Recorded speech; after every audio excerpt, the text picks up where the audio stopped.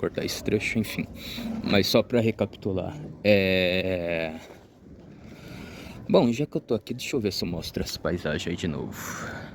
A paisagem é o Miguelzinho. Miguel, beleza? Diz aí. Beleza? Falhou, mano, é nóis. Enfim, então voltando às ideias originais. Eu ainda pretendo, né? Eu pretenderia fazer um vídeo respondendo algumas críticas injustas que o professor Marcelo Andrade faz contra o Martim Lutero, contra o luteranismo, né? Infelizmente, eu acho que tem uma parte dos irmãos católicos, né? Católicos apostólico romano que detestam evangélico, crente, né? Inclusive, aí também com todo respeito, alguns têm raiva até um pouco mais acentuado de nós luteranos, né? Acho que nós luteranos e boa parte dos cristãos um pouco mais reformados, né? Que fez a reforma, pronto e acabou, né? E não ficou reformando de ad eternum, né? Como, sei lá, talvez os neopentecostais fazem, né?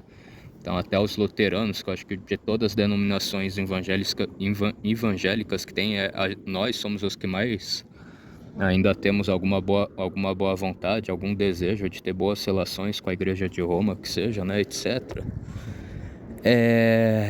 Então, né, o professor Marcelo Andrade, né, infelizmente, com todo respeito a ele também fala muitas coisas erradas, muitas asneiras a respeito do Lutero, acho que ele nem sabe, né? Então, gostaria muito sim de fazer um vídeo resposta, né? Eu acho que talvez seria uma das principais coisas que eu tenho que fazer, né? Porque me gera um certo incômodo, né? A esse respeito, porém, né, os apesares dos apesares, né? Eu não sei se eu vou fazer o vídeo ao vivo, quando o YouTube me tirar do Shadowban, me devolver meus recursos avançados, né? Então, até lá eu vou ver aí, né? Mas também, obviamente, gente, um vídeo dessa proporção é muito desgastante, é muito chato, então, né, também eu conto aí com a colaboração de vocês, né? Eu posso fazer, mas sei lá, né, me ajudem para que mais e mais a gente acabe com essa desinformação, né?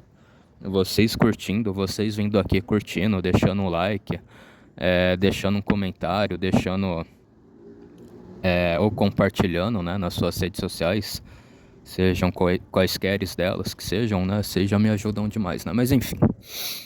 Porém, gente, inclusive, né, eu não vi tudo, mas eu vi bem por cima que até o professor Marcelo Andrade, ele tem talvez uma narrativa que o Martim Lutero, ele se rebeliou, ele fez uma revolta, ele foi revolucionário, ele por ter sido um revolucionário, ele, entre aspas, influenciou o Karl Marx e toda essa desgraça desse marxismo, né, marxismo cultural, e que em tese só existe o Karl Marx, o marxismo, por causa do Martim Lutero. Bom, para início de conversa, eu acho que até uns judeus, né, não sei quem é, enfim, né, uns judeus aí com a Aline, né, que eu acho que é a Aline em Israel, viaja com a Aline para Israel, sei lá que aí que é.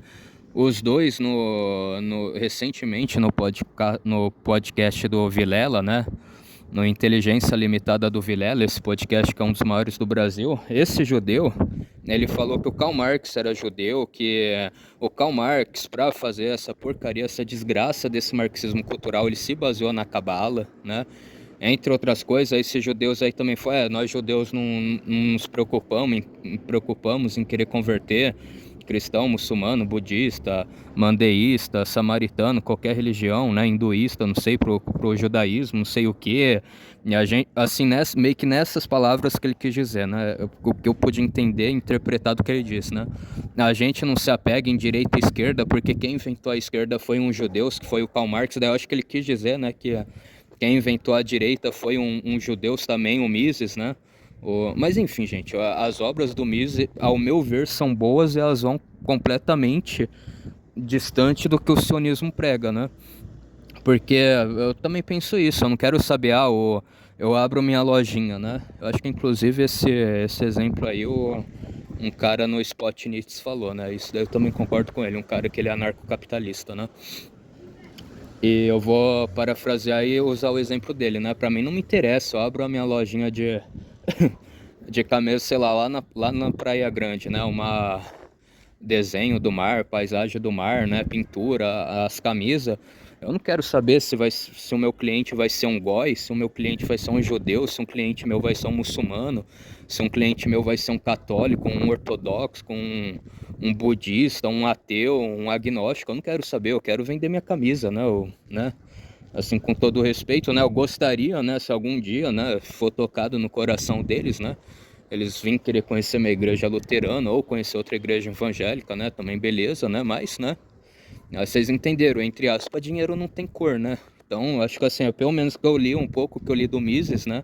Ele deixa isso explícito, né? Que dinheiro não tem cor, né? O importante é o comércio. Mas enfim, né? Então, como que o Karl Marx ele se baseou no luteranismo, no Lutero, para fazer a revolta dele, a revolução dele, se não tem nada a ver o judaísmo do Karl Marx com o luteranismo, né? Mas enfim, né?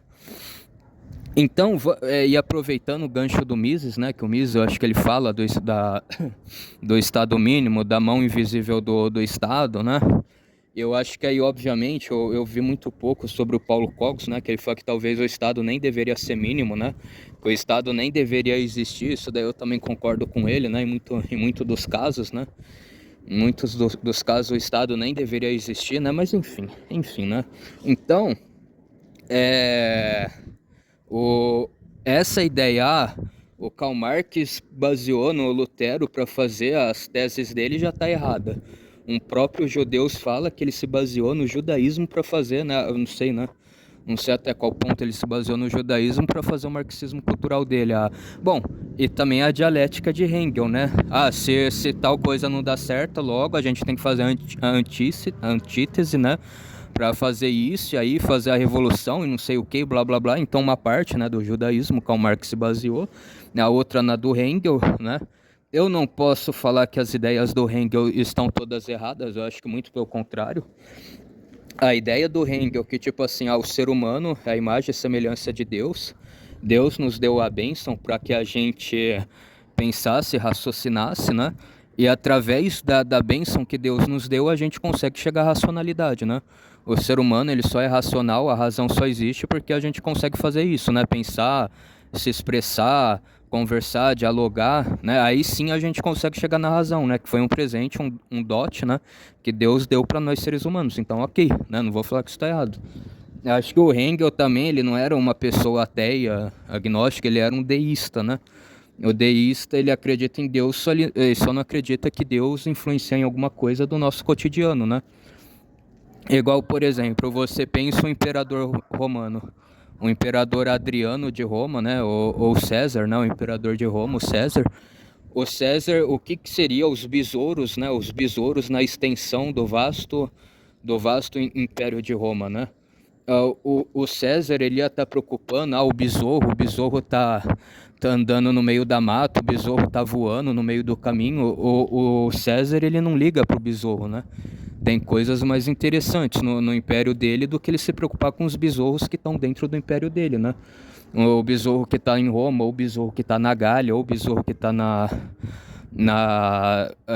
região transalpina, ou a região da Britânia, ou a região, né? Então, é isso, né? Isso que ele pensa, né? O que são os besouros, né? O que somos nós humanos, né? Frente à extensão do Império de Roma, né? Então é isso, né? Só que obviamente, né? Deus, de alguma forma, Deus gosta da gente, né? Se o imperador vê um besouro lá se afogando numa fonte, né?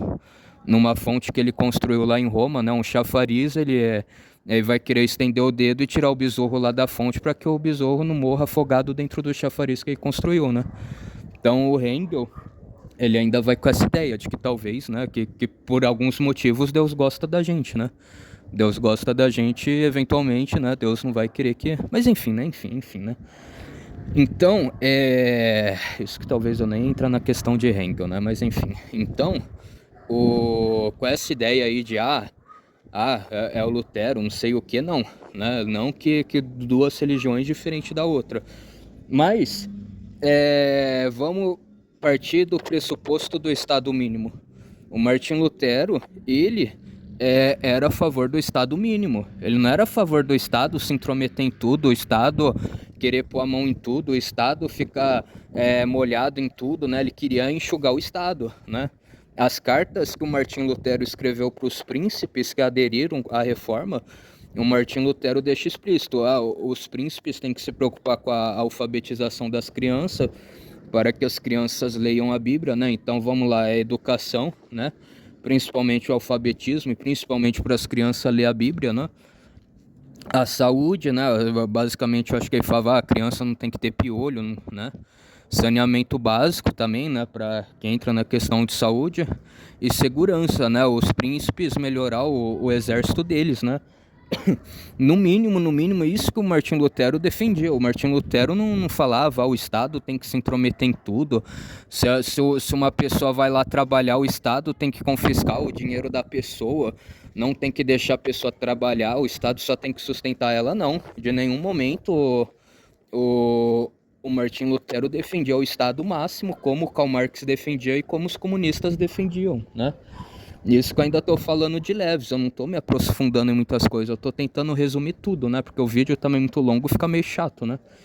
Então é essa, galera, o Martim Lutero, ele era a favor do Estado mínimo, num tempo que, se bobear, a gente nem sabia o que era capitalismo, socialismo, anarquismo, né? Então, só para vocês terem uma ideia disso. Então, eu também, né, fazendo esse convite assim para todas as denominações cristãs, né, já que eu citei isso, a gente pelo menos também deveria defender o Estado mínimo, talvez aos moldes capitalistas, não é?